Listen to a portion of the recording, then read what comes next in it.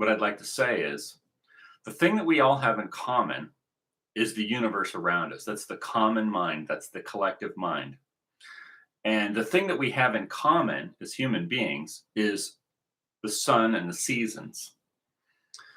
And this is something we can all coordinate with collectively and not focus so much on the commercial calendar that gets you like on the hamster wheel, but on the calendar, the natural calendar, which comes from God, which gives you a connection to nature.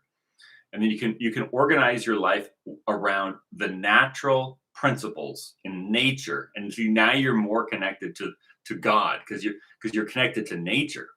And if you look at our society and how deviant and subversive it has become, where the people who run the media and the electronics people, right? The electronics people, they try to blur the lines of men and women, and they have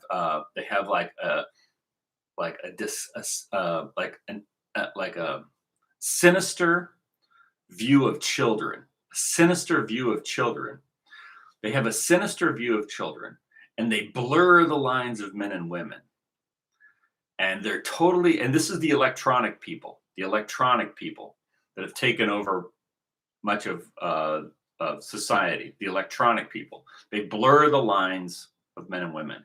They have a sinister view of children. And they're disconnected from nature.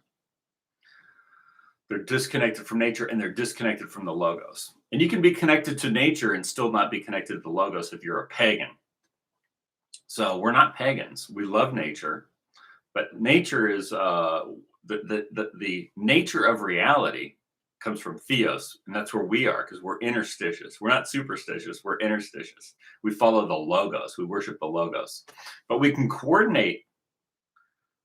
We can stay coordinated with the universe through our own will, with the sun and the moon and what's happening, and that's really the story of Noah's Ark. The story of Noah's Ark is the sun boat. It's the sun going through the calendar, and that's really all it is.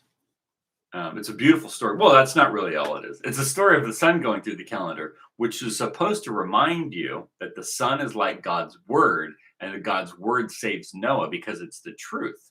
And so if you follow the truth, which is called the logos, then you're saved. You're saved. You're saved forever. You just stay with the logos. You stay with the logos, right? And it saves you.